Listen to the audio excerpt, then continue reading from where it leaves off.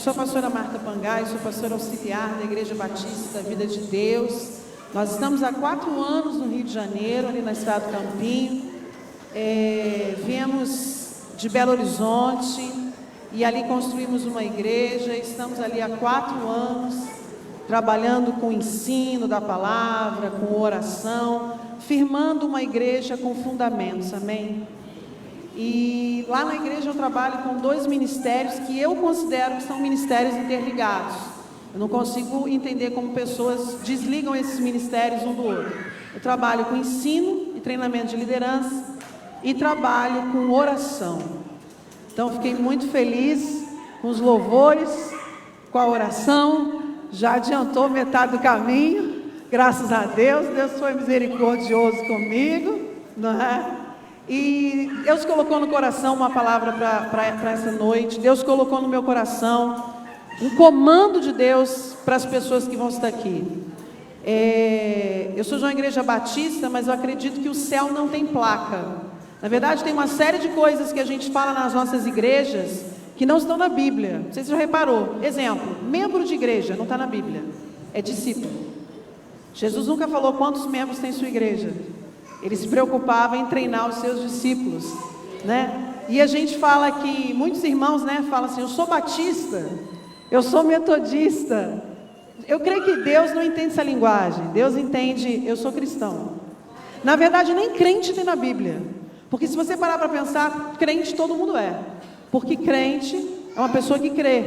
E todas as pessoas, inclusive aquela mais ímpia que você conhece, se é que isso existe, mais ímpio ou menos ímpio, creem em alguma coisa. Então, na verdade, nós temos aqui hoje cristãos. E o que significa a palavra cristão? Significa um pequeno Cristo. Uma das coisas que às vezes nós perdemos de vista é que a igreja é Jesus na terra, amém? Porque se Ele é a cabeça, né? É só você olhar para você. Se Ele é o cabeça e nós somos o corpo, como é que a cabeça anda na terra? Através do corpo. Então significa que se você não for Jesus, não vai. Mas Marta, Ele não é poderoso para ir, Ele é poderoso para ir. Deus é poderoso para fazer tudo sozinho. Só que Ele determinou, Ele escolheu fazer conosco e não por nós. Presta atenção nisso, Jesus não vai fazer nada por você. Jesus vai fazer tudo com você. Amém? Glória a Deus. Então Deus me deu sim uma palavra para nós hoje. Uma palavra para aqueles que estão aqui. Então ao longo da mensagem não pense assim, fulano devia estar aqui. Devia não, se fulano tivesse que estar aqui, Jesus trazia. Então a palavra é para mim e a palavra é para você.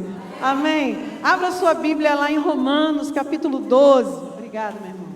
Romanos capítulo 12. Queria muito agradecer o convite. Agradecer ao Cássio pelo convite. Muito obrigada. Agradecer ao pastor Gessé por ter cedido o espaço, o altar. Isso é uma responsabilidade muito grande.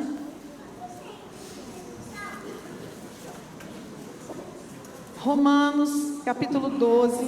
Romanos capítulo 12, irmãos, é um texto que muito importante do apóstolo Paulo, embora a gente não vá falar sobre o versículo 2, mas o apóstolo Paulo, ele no versículo 2, ele nos dá uma instrução, né? Ele diz assim, para que você receba a perfeita vontade de Deus na sua vida, tem uma condição. Por exemplo, eu não sei você, mas eu já orei muito, Senhor, vem sobre a minha vida a tua boa, agradável e perfeita vontade. Eu já orei muito. Eu já fiz assim, ó, Senhor, traz a existência sobre a minha vida a tua perfeita vontade. Já falei muito isso. Só que o apóstolo Paulo, em Romanos 12, versículo 2, eu não vou ler porque não é o foco, eu vou ler a partir do 5. Ele diz assim, que nós só vamos experimentar a boa, agradável e perfeita vontade de Deus, significa os níveis de vontade de Deus, quando nós renovarmos a nossa mente. Então, não sei se você já percebeu, mas o tema de hoje, e as coisas que já foram faladas, e as coisas que o Espírito Santo vai continuar falando, apontam para uma mudança de mentalidade. Você não vai conseguir, diz o apóstolo Paulo, não sou eu, e eu também não, nós não vamos conseguir viver a excelente vontade de Deus para nós, traduzindo, o projeto que Deus tem para a sua vida, se você não mudar a sua maneira de pensar. Porque quando a Bíblia diz que nós somos novas criaturas, a Bíblia está falando por dentro. Ela está falando no âmbito espiritual, mas a nossa mente continua a mesma. Por isso, às vezes, somos tão vulneráveis ao pecado. Porque a nossa mente não virou uma mente de Cristo. A nossa mente continua nossa, como era antes da nossa conversão. Então, antes do apóstolo Paulo falar de unidade, do apóstolo Paulo falar dos dons, do apóstolo Paulo falar da função que cada um tem no corpo, ele dá um comando. Ele diz: não se amolde, não fique confortável com esse mundo, mas mude sua maneira de pensar através da palavra de Deus, para que possais experimentar a boa, agradável e perfeita vontade de Deus. Não é uma questão de oração, é uma questão de decisão. Existem coisas que são decisão, por isso você precisa conhecer a palavra. O profeta Oséias, no capítulo 4, ele diz assim: o meu povo, algumas versões diz, é destruído, outras diz, sofre por falta de conhecimento. Mas ele diz de quê? Tem muita gente que prega esse texto pela metade. Aliás, nós temos uma série de pessoas que pregam textos bíblicos pela metade. Por isso você precisa conhecer a palavra de Deus. Ele não diz que o povo sofre porque não tem conhecimento. Ele diz que o povo sofre porque não conhece a Deus. Por exemplo, no secular, eu coordeno um curso de Direito da Universidade de Estado de Sá. Eu tenho um nível de conhecimento. Eu conheço o direito. Mas esse conhecimento só me faz acessar um determinado nível.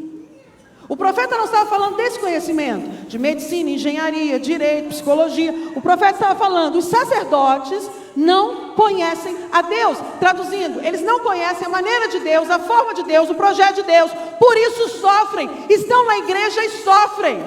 Dizimam, ofertam, participam das celebrações e sofrem. Casamentos destruídos, ministérios que não andam, pessoas que estão debaixo de opressão demoníaca, sofrem por uma razão.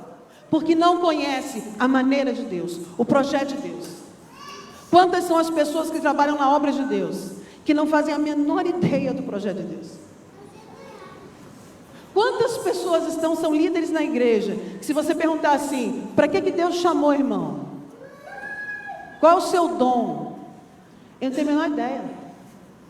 Ele vai responder assim: eu sou o secretário do terceiro vice, que está lá na região, mas não é isso que a gente está perguntando. Por quê? Porque existe uma igreja instituição, que paga luz, que tem CNPJ, que tem seus cargos, suas hierarquias, mas existe uma igreja espiritual, e que quando a igreja espiritual, a igreja de Atos, lembra da igreja de Atos? A Bíblia fala que eles se dedicavam à doutrina. Aí você vai falar assim, a doutrina de Deus, né? Não, eles se dedicavam à doutrina dos apóstolos. Não era a doutrina de Jesus. Porque Jesus fez discípulos tão bons, tão bons, tão bons, que eles se dedicavam à doutrina de Pedro. Eles se dedicavam à doutrina de João. Eles se dedicavam à doutrina dos apóstolos. Significa dizer, eles se dedicavam à palavra. Para que eles conseguissem a palavra e as orações, para que eles conseguissem entender a Deus, entender o projeto, entender lá no ministério que você está, lá no departamento que você está, para que você possa entender quem você é naquele lugar. Você precisa entender quem você é, aonde você está, e não fazer as coisas mecanicamente. Então Paulo diz, para que você experimente a perfeita vontade de Deus para a sua vida, o projeto de Deus para a sua vida, tem que mudar a mente. E lá em Romanos 12, 5, diz assim: assim também nós, embora muitos, somos um só corpo em Cristo, e cada membro está ligado a todos os outros. Temos diferentes dons, de acordo com a graça que nos foi dada. Se alguém tem dom de profetizar, use-o na proporção de sua fé. Se o teu dom é servir, sirva. Se é ensinar, ensina. Se é encorajar, haja como encorajador. O que contribui, coopere com generosidade. Se é exercer a liderança, que ministre com zelo. Se é demonstrar misericórdia, que realize com alegria. O amor seja sem qualquer fingimento. Odiai sim o mal e apegai-vos ao bem. Amai-vos dedicadamente uns aos outros com amor fraternal, preferindo dar honra a outras pessoas mais do que a si próprios. Não sejais descuidados do zelo, sede sede fervorosos no Espírito, servi ao Senhor, alegrai-vos na esperança, seja paciente na tribulação e perseverai na oração. Paulo aqui fala só de coisa sólida. Ele fala da unidade da igreja, que nós estamos falando desde o início. Ele fala dos membros do corpo de Cristo, dos dons que cada um tem, e diz de propósito. Se você é de ensinar, ensine. Se você é líder, lidere. Se você é de oração, ore. Ele dá comandos. Faça o que foi chamado para fazer. Só que, quando eu comecei a perguntar ao Espírito Santo o que ministrar, o Espírito Santo me disse assim: Marta, não há corpo se não tem parte. Vou te dar um exemplo. Se você pegar uma pessoa, Paulo, em versículos anteriores, no versículo 4, ele fala do corpo humano. Se você pegar uma pessoa e arrancar o fígado dela, o corpo dela funciona? Morre. E se você arrancar o pulmão? Morre. Alguém, acho que do louvor, disse que, foi do louvor, que o dedão gera equilíbrio. Não precisa nem ser o dedão, irmão. Você sabe aquele dia que seu dedinho está apertado, aquele bem pequenininho, dentro do sapato? Você quer correr numa papataria e comprar um sapato, o mais barato que for, porque você tem vários em casa, só para se ver livre da dor. Então significa o seguinte: não existe corpo se não tem parte. Agora, não existe parte se não tem crescimento espiritual. Deixa eu te dizer onde eu quero chegar. As pessoas estão na igreja, mas elas precisam ser igreja. Você está entendendo? Elas estão na igreja. Campo Grande hoje é um lugar que tem igreja com 7.000 membros, 6.000 membros. Os pastores são conhecidos pelo nome, a igreja do fulano, a igreja do Beltrano. Mas as pessoas estão sedentas. Elas estão cheias de problema. Elas mudam de igreja como mudam de camisa. Se elas não gostam, elas pensam em sair da igreja. Se alguém discorda delas, elas acham que a igreja não tem amor. Significa que elas estão, mas elas não são. Então, para que haja corpo, precisa ter parte. Precisa fazer parte. E para que seja parte, precisa haver crescimento. Deixa eu te falar uma coisa. A Bíblia diz que Deus tem duas grandes vontades. Duas grandes vontades. A primeira, que todos sejam salvos. A salvação é para todos. Deus não faz acepção de pessoas para salvação. A salvação é para todos. Essa é a maior vontade de Deus sobre a raça humana. Todos sejam salvos. Mas só que existe uma outra vontade, e essa a gente fala pouco. Que seus filhos cresçam espiritualmente.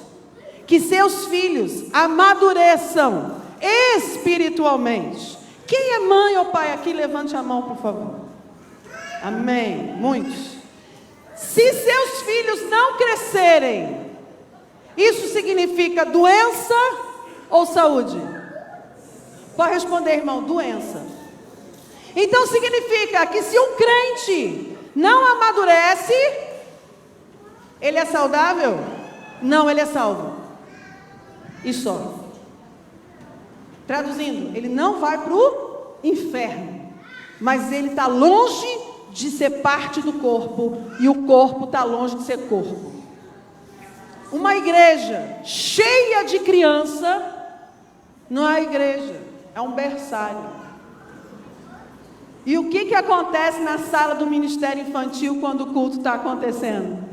As crianças pulam na parede, as crianças brigam, as crianças brincam, as crianças puxam o cabelo. E o que acontece muitas vezes na igreja com o pastor? Puxa o pastor para lá, puxa o pastor para cá. O pastor tem que visitar, o pastor tem que orar, o pastor tem que ver os 7 Espíritos de Deus no candelabro do tabernáculo. O pastor tem que fazer tudo. Porque as crianças precisam, não é assim? O que eu quero dizer para você, ser criança, Jesus disse assim, que deixai-vos vir as crianças, não é isso? Ele estava falando de criança no outro sentido, significa deixar vir os puros de coração, porque deles é o reino de Deus. Mas nós vamos ver hoje alguns textos onde a Bíblia mostra que o comando de Jesus é: cresça, cresça, cresça. E o que nós temos? Igrejas preocupadas em crescer numericamente, mas não que seus membros cresçam. Então, se você não crescer de dentro para fora, você nunca vai ser parte. E se você não for parte, não tem corpo, tem ritual, tem culto de domingo, tem evento, tem festa, e se tiver briga, tem divisão. Por isso os pastores estão infartando, por isso alguns estão suicidando, porque eles não aguentam conviver com 1000 crianças, 7.000 crianças, gritando, batendo o pé, reclamando, avaliando. Hoje o louvor foi bom, hoje a palavra foi boa, não gosto desse pregador, gosto mais daquele. Consegue entender? Abra sua Bíblia em 1 Coríntios, capítulo 3. Olha o que o apóstolo Paulo diz. 1 Coríntios, capítulo 3.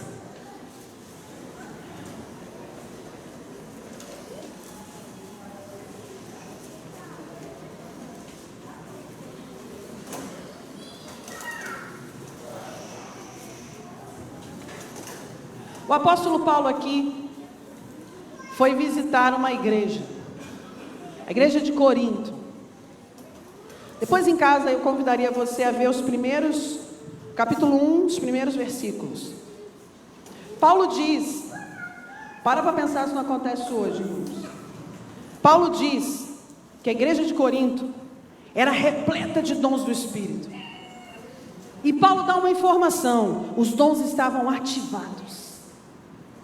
Significa dizer que se isso aqui fosse um culto da igreja de Corinto, nós não estaríamos assim sentados, quietinhos. Nós estaríamos um entregando profecia, outro impondo as mãos sobre o enfermo, outros expulsando demônios. Isso aqui estaria uma festa do céu, cheio de dons. Os anjos estariam trabalhando, a presença de Deus estaria se manifestando.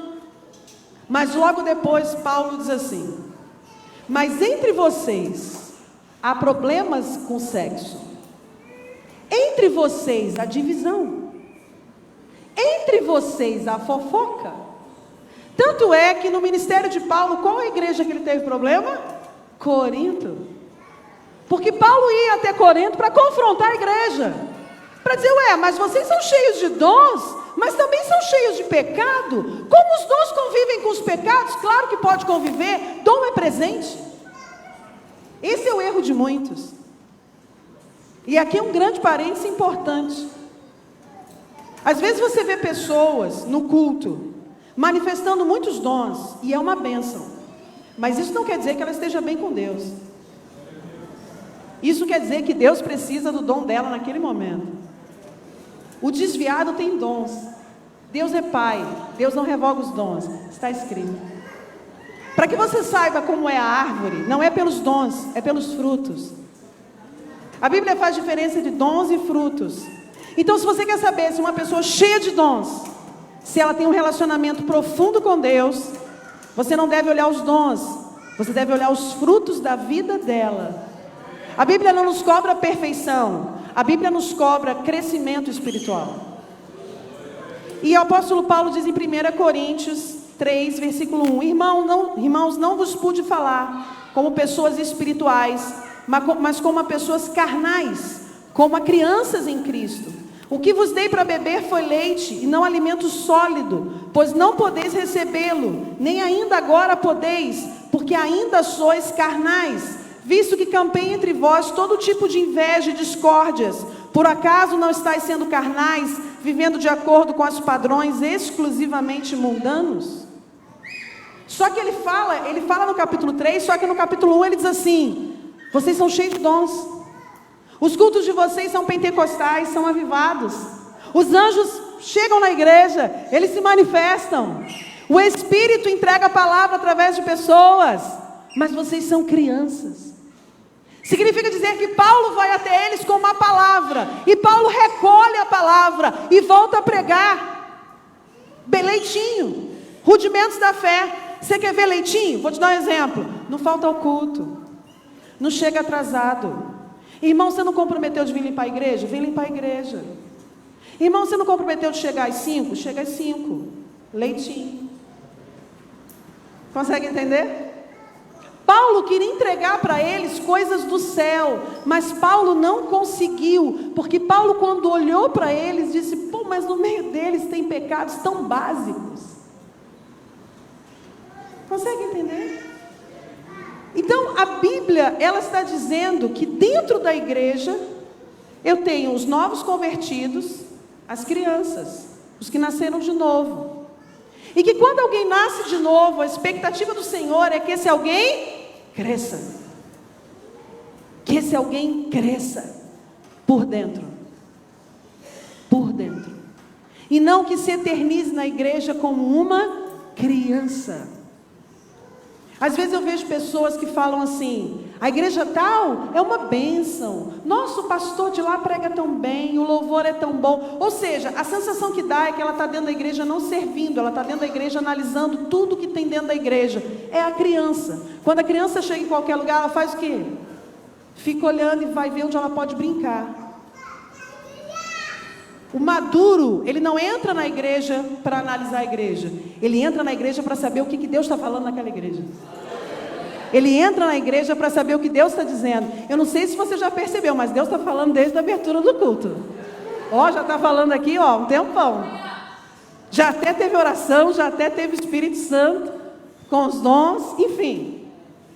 E o que define você crescer ou não crescer? Sua decisão. Crescimento espiritual não é por oração, crescimento espiritual é por decisão. E como é que você cresce? Você cresce se expondo à palavra de Deus. Você cresce se alinhando à palavra de Deus. Você cresce sabendo como é uma forma de cristão viver. Eu trabalho na universidade, eu também dou aula. Na universidade acontece um fenômeno com os cristãos. Eles desaparecem, você não sabe que ele é crente. Tem confusão com o professor abaixo-assinado. Quem está encabeçando abaixo-assinado? O crente. E aí ele usa argumentos mundanos. Mas é justo, a gente paga. É argumento mundano, irmão. A Bíblia diz o quê? Não seja rebelde, respeite seus líderes, vá orar pelo seu professor. Não derruba ele não. Isso é mundo. Aí um vê o outro colega de turma mal, mas não quer saber não, porque quer saber da própria prova, da própria matéria, porque a nota tem que ser alta, o CR tem que ser alto. Você vê universidades cheias de crentes que não tem um ciclo de oração. Eles entram, eles saem e eles não provocam um ciclo de oração. No nosso campus aqui teve um acontecimento que eu achei fantástico. Uma professora foi acometida de câncer de mama. Tinha um pastor dentro de sala, que era aluno. O pastor, no final da aula, falou assim: professora, nós queremos falar uma coisa para a senhora. Aí a professora falou o quê? Porque a professora tinha acabado de dizer que ia se afastar em razão do câncer. Nós queremos dizer para a senhora que a senhora não está sozinha e que nessa hora nós vamos levantar para fazer uma oração pela sua vida. Fiquem de pé. Só que o fiquem de pé era crente, católico, macumbeiro, ubandista, e estava o pastor lá encabeçando a oração. O fato é que todo mundo orou no nome de Jesus. E o fato é que a professora operou, já voltou e já está trabalhando. Essa é a igreja de Cristo. Essa é a igreja de Cristo. Deixa eu te falar uma coisa. O lugar que Jesus menos ficava era dentro da sinagoga. Jesus ia à festa e manifestava o reino. Jesus ia às ruas e manifestava o reino. Jesus falava com a prostituta e manifestava o reino. Jesus ia no cemitério falar com o endemoniado e manifestava o reino. Jesus ia até o enfermo e manifestava o reino. Ele foi lá no poço de Betesda, onde só tinha doente, e manifestou o reino. Então não existe, eu sou crente na igreja, quando eu saio da igreja eu cuido da minha vida. Paulo diz que ele era escravo, ele não tinha vida, a vida dele era de Deus. Nós fomos comprados. Quando nós tentamos guiar a nossa vida, é um fracasso. Por quê? Porque não nos é dada a habilidade de ver à frente. Por isso a Bíblia diz assim: os filhos são guiados pelo Espírito Santo. Romanos 8,14. Os filhos são guiados pelo Espírito Santo. Só que os filhos de Romanos 8,14, no original, está assim: os filhos maduros. Porque as crianças são guiadas por suas emoções. Gostei da reunião, não gostei da reunião. O pastor foi grosseiro, o pastor não foi grosseiro. O líder cobra muito, o líder não cobra muito. Por que você pode confiar 200% no Espírito Santo? Porque o Espírito Santo é Espírito. As decisões dele são espirituais. Ele não decide por emoção, nós sim. Para pensar quantas vezes você já tomou decisões erradas porque você decidiu por emoção, porque você foi guiado por suas emoções. Então o crescimento espiritual, que é de dentro para fora, depende de você. Quantas EBDs você já frequentou? A Bíblia tem cartas que falam para a igreja. Você já leu todas as cartas? Você já viu como é que a igreja de Atos era? Muitas pessoas oram assim: Senhor, que venha a igreja de Atos. A igreja de Atos é um modelo, é uma referência. Mas a igreja do nosso tempo tem unção dobrada. A Bíblia fala que sempre a unção se renova e ela é dobrada. Então a unção desse tempo é dobrada. Mas os fundamentos estão em Atos. Você já leu Atos? O que você costuma ler? O que você vê no YouTube? Os popstar gospel. Os ídolos. A igreja evangélica tem práticas mundanas.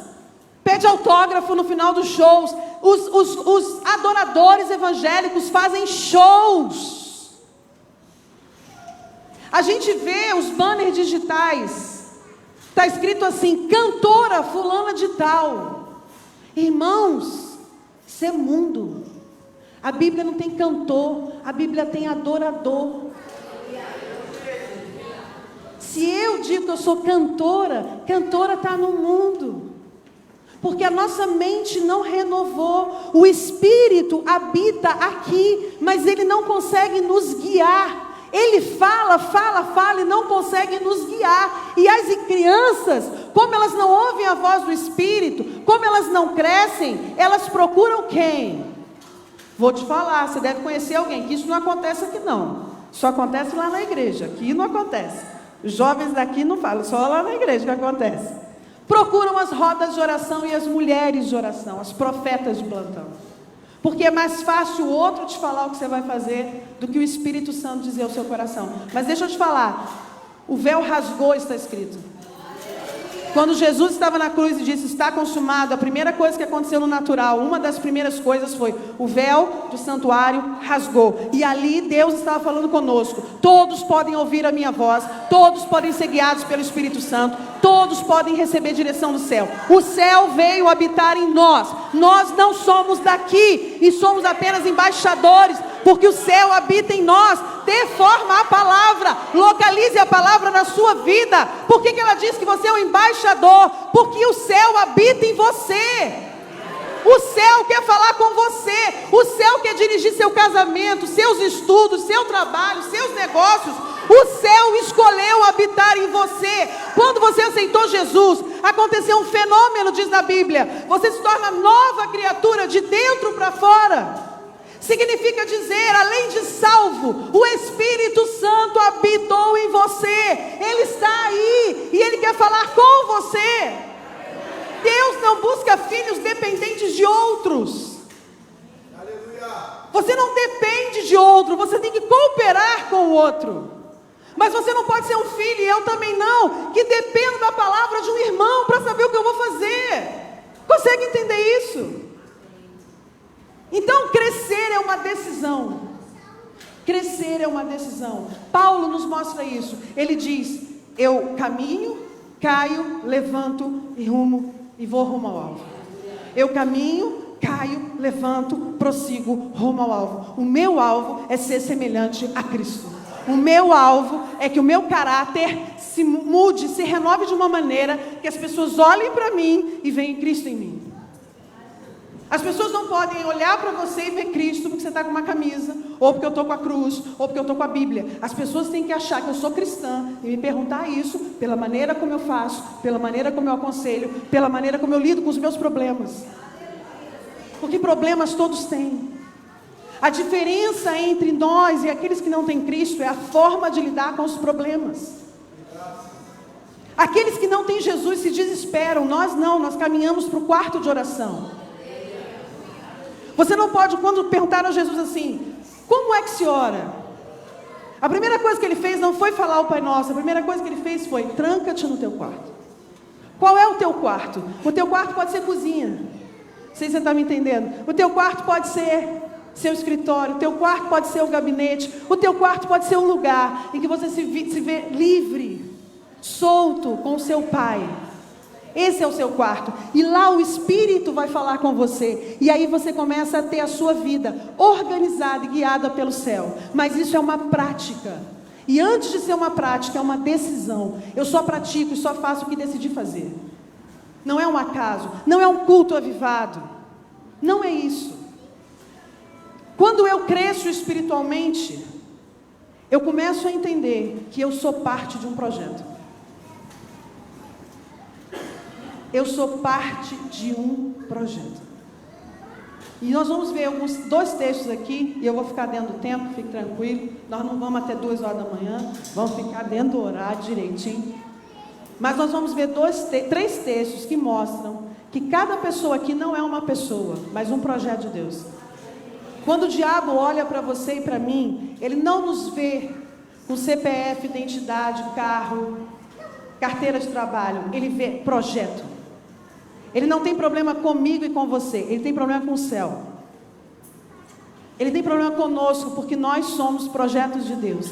Paulo tinha clareza disso. Quando Paulo fala com as igrejas sobre oferta, ele diz assim: é justo que ofertem na minha vida, porque eu sou um dom. Olha como ele se definia: eu sou um dom espiritual. Significa, eu sou um projeto de Deus. O projeto de Deus, Paulo está indo compartilhar o projeto de Deus com vocês. Ele não se exaltava, ele dizia: eu sou um dom. Vou te dar uma notícia: cada um de vocês é um dom, é um projeto de Deus. Por isso você é único, porque cada projeto é único. E o detalhe importante é que cada projeto se entrelaça e a igreja avança. Na concepção bíblica, o que é uma igreja que cresce? Uma igreja que cresce não é uma igreja que tem 6.000 pessoas que ficam lá dentro fazendo uma série de eventos para eles mesmos. Uma igreja que cresce é uma igreja que entra nos espaços da sociedade. Vão para a universidade, lá ganha almas. Vão para a rua e lá ganha almas. Vá para a associação de moradores e lá ganha almas. Entre no hospital e lá ganha almas. Vá para os presídios e ganha almas. O reino se expandindo. Os valores e princípios do reino se expandindo. Não é o número de membros da igreja que ficam lá dentro fazendo uma série de shows e ficando felizes. E aí depois todo mundo se abraça e diz: somos corpo. Se você faz um evento que não tem salvação, qual é a lógica? A não ser que tenha um propósito de ensino. Se não é ensino, não é crescimento, não tem salvação, qual é a razão do evento? Deixar a igreja famosa? Nós não somos da fama, nós somos da fé. Nós nos transformamos porque somos famosos. Nós transformamos porque o Espírito que habita em nós tem a habilidade de mudar a vida das pessoas. Nós somos pequenos cristos. É por isso que fazemos o tal do sucesso. Abra sua Bíblia no Salmo 139. Salmo 139, verso 13. Olha o que Davi entendeu. Nós vamos ler 2 textos: Salmos, Davi e Jeremias. Deus deu um nível de revelação a Davi e deu um nível muito maior de revelação a Jeremias. Salmo 139. Vocês estão entendendo? Glória a Deus.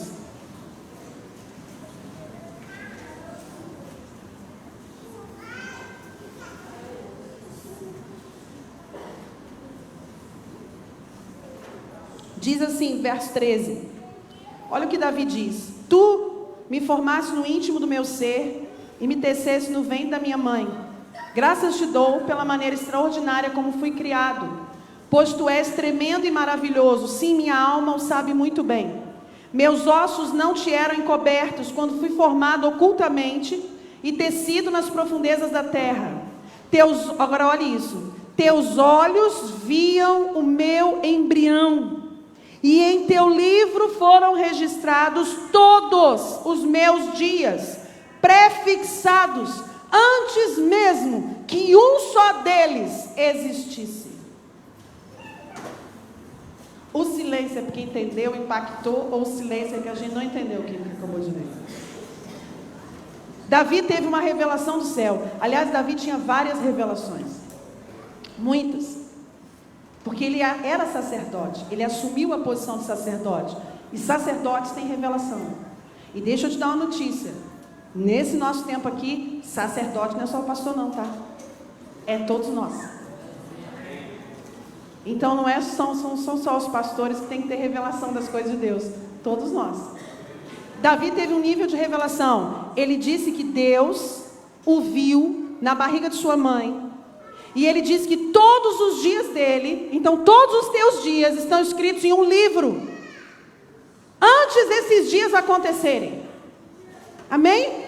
Então o céu tem dias escritos para você. Eu acredito, irmãos, que esse dia está escrito no livro chamado Marta. Sabe por quê? Porque eu conheço aquele povo lindo ali há 15 anos. E eu só cheguei aqui hoje. Por que eu não cheguei antes?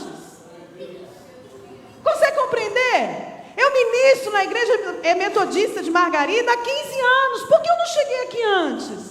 Porque tem um dia registrado no livro que dizia assim: o Cássio vai falar com você e ele vai te convidar, e você vai lá e você prega o que eu estou te falando para pregar, porque tem fulano, beltrano, ciclano que precisam ouvir, porque eu preciso que eles cresçam, eu preciso que eles cumpram o chamado. Campo Grande precisa, a igreja de Cristo precisa. Então esse dia está se consumando hoje. Por isso, irmãos, toda vez que eu prego, eu anoto a pregação, eu oro antes, eu não repito pregação.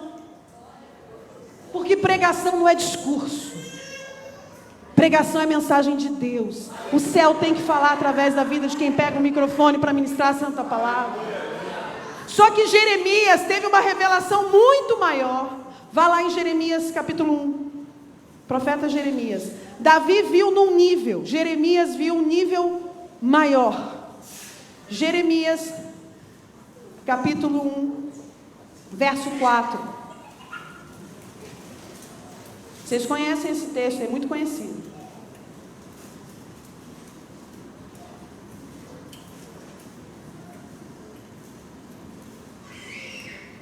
Diz assim: a palavra de Deus, a palavra de Yahvé, chegou a mim com a seguinte convocação. Olha isso. Antes mesmo de te formar no ventre materno. Lembra do Salmo 139? Davi diz que Deus o viu no ventre. Jeremias diz: antes. Deus fala com Jeremias: antes de você entrar no ventre, antes de você entrar no ventre, eu te escolhi. Antes que viesses ao mundo, eu te separei e te designei. Significa dizer que quando, num determinado momento da eternidade, Deus criou você, antes de você entrar no ventre da tua mãe, e te enviou para o ventre da tua mãe, e te separou. Esse ninguém toca, ele vai cumprir, e designou. Há um comando do céu sobre a sua vida, há um comando do céu sobre a sua vida, e esse comando chama-se propósito. Há um propósito, para cada nome natural, há um propósito. A Bíblia fala que nós não sabemos orar, que o Espírito traduz as nossas orações. Eu tenho para mim que quando nós falamos o nosso nome, o Espírito traduz com o nome do propósito. Rodou um vídeo na internet que o meu pastor passou para nós, que eu achei lindo, eu não sei se você viu, eu costumo contar esse vídeo que eu achei chocante. Era um vídeo cristão, onde Jesus estava aguardando pessoas no céu, e os cristãos começavam a chegar, e Jesus chamava: Dona Maria. Aí ele fazia assim: Dona Maria, juíza de direito. Aí ela dizia assim: juíza? Não, juíza não, eu fui pastora. Pastora? Mas a senhora não tinha que ser pastora não, a senhora tinha que ser juíza, porque ia chegar no fim dos tempos, a senhora tinha que julgar as causas da igreja. A senhora foi pastora? Mas não era não. Aí vinha outro: fulano de tal, médico. Aí ele fala assim: médico? Médico? Não, não foi médico não, eu fui evangelista. Evangelista não era para ser médico, porque o evangelista que ia ganhar toda a África ia nascer na sua mão. Você não foi médico não? Não. Até que vai passando essas situações e chega, ele chama uma mulher. Vou dar um nome fictício: Renata. Estudei a Renata. Aí a Renata entra na presença de Jesus e fala assim: Senhor, eu só fui mãe. Aí ele falou assim: mas estava escrito aqui que você ia ser mãe do maior evangelista da terra, e você foi mãe e cuidou dele para mim, e ele cumpriu o propósito. Pode entrar, porque você cumpriu o seu propósito. Você está ouvindo? Jeremias, Deus dá o segredo para Jeremias. Ele diz: antes de você entrar na barriga, antes, eu te escolhi. Você é um desejo meu. Eu vou dizer aqui, se tem alguém aqui que tem depressão, se tem alguém aqui que está triste, se tem alguém... Deixa eu te falar uma coisa. Bota esse texto assim, pregado na parede do teu quarto, e lembra de uma coisa: Deus te escolheu. Não foram os homens.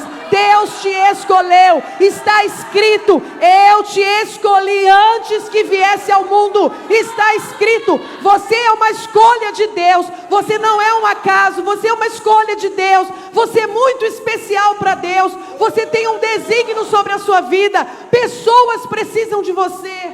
Existem pessoas que vão cruzar o seu caminho. Podem ser crianças, mulheres, governos, eu não sei. Mas existem situações que só você pode resolver.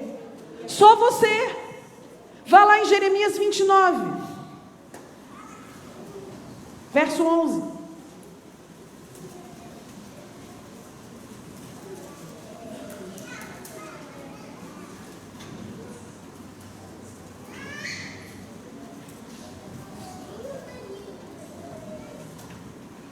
Diz assim: porquanto somente eu conheço os planos que determinei a vosso respeito, planos de fazê-los prosperar e não de lhes causar dor e prejuízo, planos para dar-vos esperança e um futuro melhor.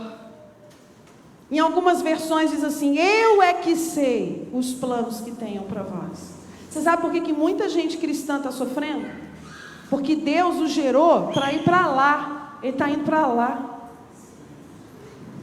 Quando você faz algo no comando de Deus, Deus faz tudo cooperar.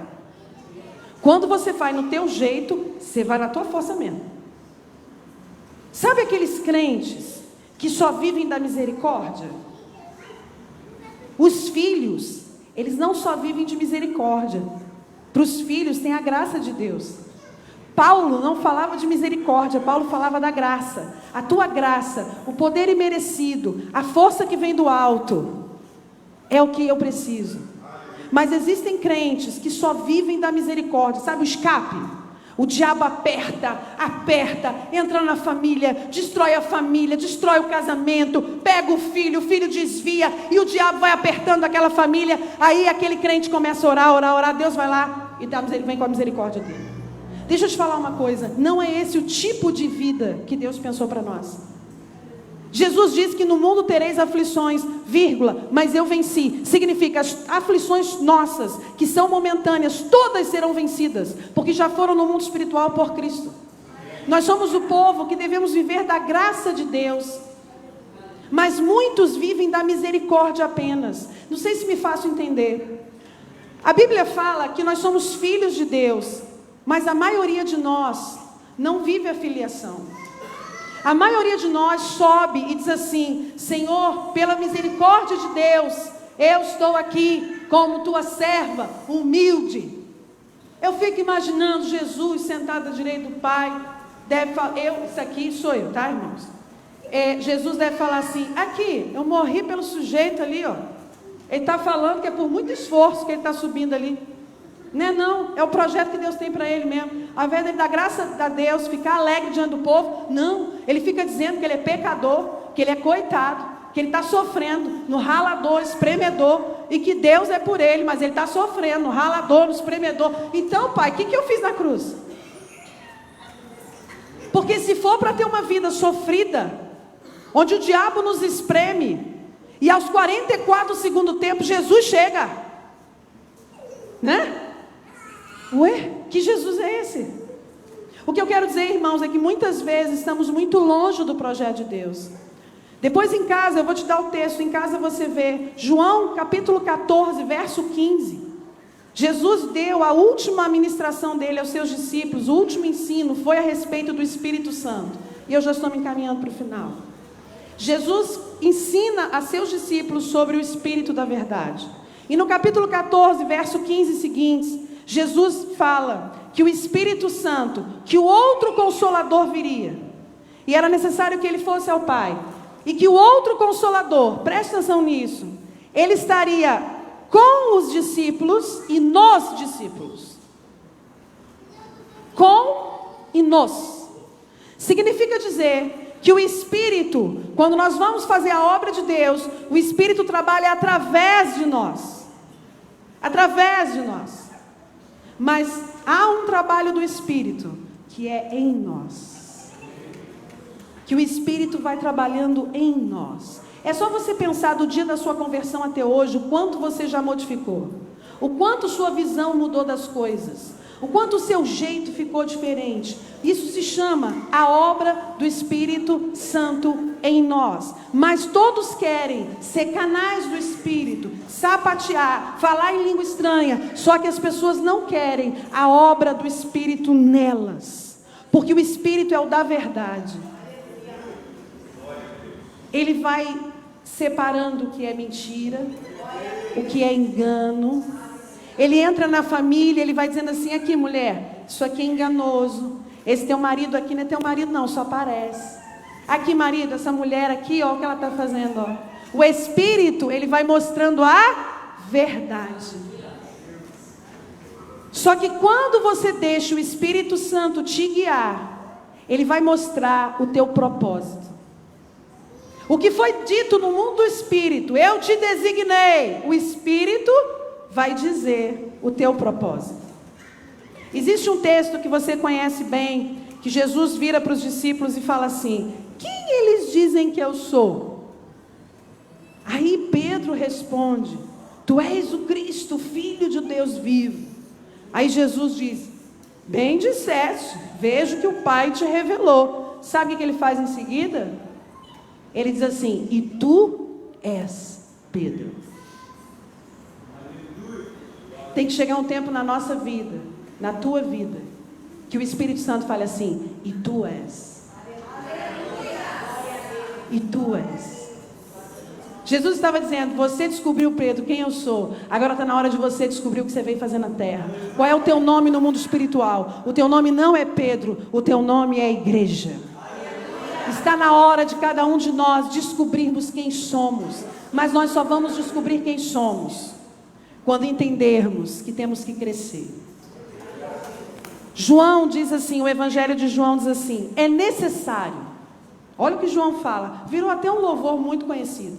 É necessário que ele cresça. Significa, é necessário que o Espírito cresça e a minha maneira diminua.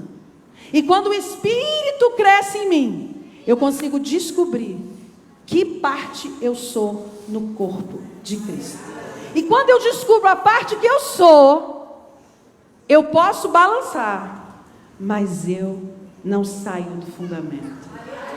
Irmãos, em qualquer igreja que você tiver, só porque tem gente diferente de você, sempre vai ter um momento que você vai discordar de alguma coisa. Sabe o que eu faço nessas horas? Vou te falar.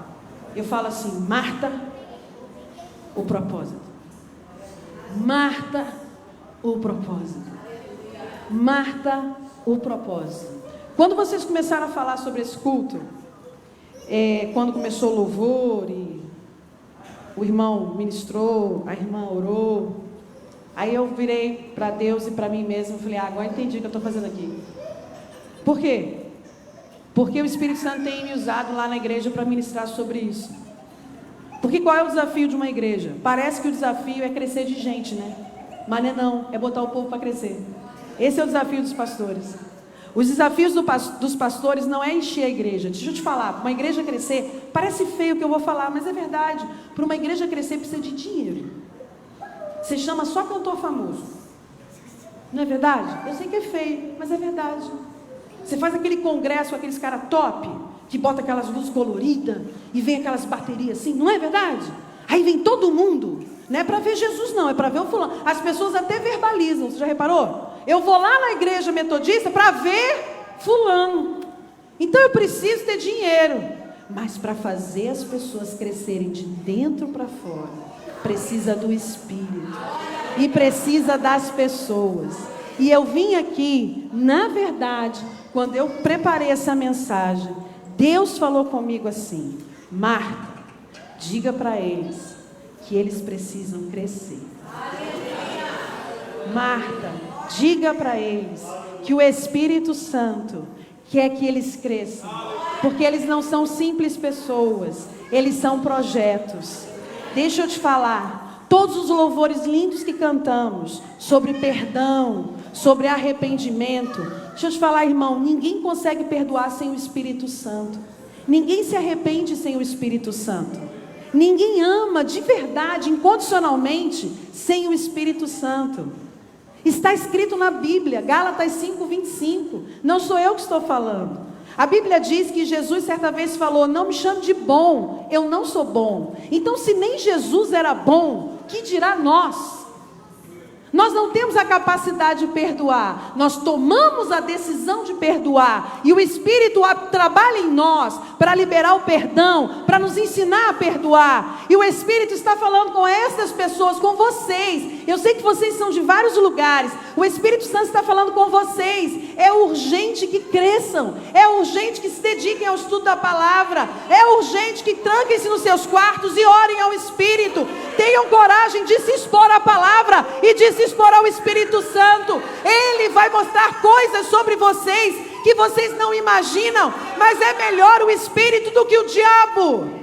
O diabo mostra coisas para lhe derrubar, para dizer que você é pecador, para dizer que você é sujo. O Espírito Santo, quando te mostra o seu pecado, ele diz: eu tenho vestes brancas para você, troque suas roupas hoje, eu te ajudo, eu te ajudo. O Espírito está dizendo: se você está na pornografia, o Espírito diz: eu te ajudo. Se você está na prostituição, o Espírito diz: eu te ajudo. Se você sente inveja do seu líder, o Espírito diz: eu te ajudo. O diabo, sabe o que ele diz? Sai da igreja, você é sujo. Sai da igreja, sai do louvor, você é sujo. Não pregue mais a palavra, você é pecador. O Espírito não fala isso.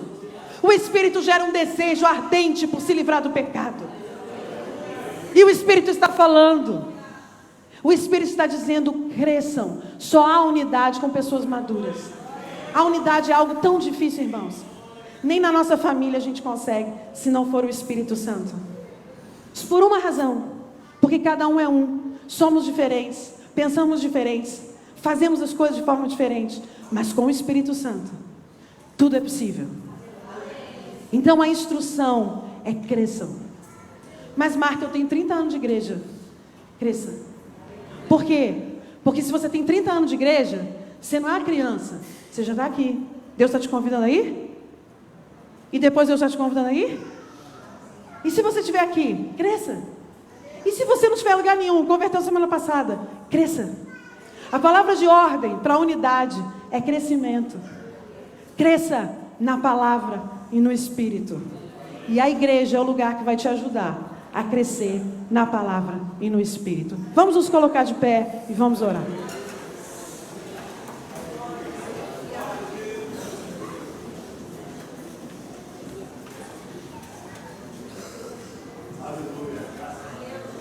Pai, nós te damos graças por essa noite. Te agradecemos primeiro, Senhor, por essa igreja local, pelo pastor dessa igreja. Te agradecemos, Senhor, pela igreja metodista, uma igreja de tantos e tantos anos. Te agradecemos, Senhor, porque o Senhor, numa eternidade, decretou um projeto para essa igreja. Decretou um projeto para essa denominação. O Senhor, na eternidade, Senhor, falou os nossos nomes. Assim como o Senhor fez com Jeremias, o Senhor fez conosco. O Senhor nos formou. O Senhor nos enviou para o ventre da nossa mãe, nos separou e nos designou. Pai, em nome de Jesus, nós entregamos agora, nós nos apresentamos, eu me incluo, Senhor. Nós nos apresentamos, Senhor, diante de Ti. Como filhos do Senhor, não como condenados, como pecadores, mas como teus filhos. Nós nos apresentamos e chamamos o poder do Espírito Santo sobre nós. A palavra de Deus diz que aquilo que 2 ou mais concordam na terra está consumado no céu. E nós estamos aqui para concordar que sobre nós está o poder do Espírito Santo.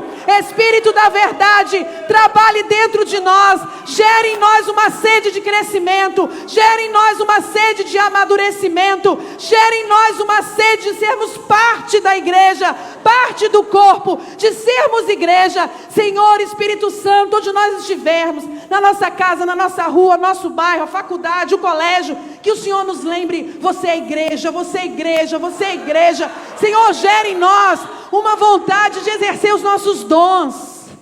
Ah, Senhor, aqui não tem pessoas, aqui tem dons. Espírito Santo, começa a ativar os dons, começa a ativar os dons, começa a manifestar os dons. Pai, aqueles que estão adormecidos comecem a acordar, aqueles que estão paralisados comecem a andar, começa a ativar os dons, aquele que é profeta, profetize, aquele que cuida, cuide, aquele que louva, louve, aquele que prega, pregue, aquele que ensina, ensina, como está escrito por Paulo, que os dons sejam ativados agora, pelo poder do nome de Jesus, pelo poder do nome de Jesus, pelo poder do nome de Jesus. Espírito Santo, gera em nós experiências sobrenaturais contigo. Espírito Santo, eu te peço uma igreja madura, com experiências sobrenaturais. Começa a falar o nosso coração, começa a falar sobre a nossa família, começa a falar sobre o nosso caráter, começa a falar sobre a nossa sexualidade, começa a falar sobre o nosso casamento, começa a falar conosco. Espírito Santo, abre os ouvidos, abre os olhos de cada um aqui, em nome de Jesus. Começa a tirar as amarras do diabo, os pensamentos errados, em nome de Jesus. Eu concordo com a oração já feita: mentes livres para ouvir a voz do Espírito, mentes livres para ouvir a voz do Espírito Santo, em nome de Jesus. Senhor, eu te entrego cada pastor e líder que está aqui nesse momento. Eu não sei quem são todos eles, mas o Senhor os conhece. E o Senhor sabe, Pai, que liderar não é a coisa mais fácil, mas a tua palavra diz que o teu jugo é leve e o teu fardo é suave.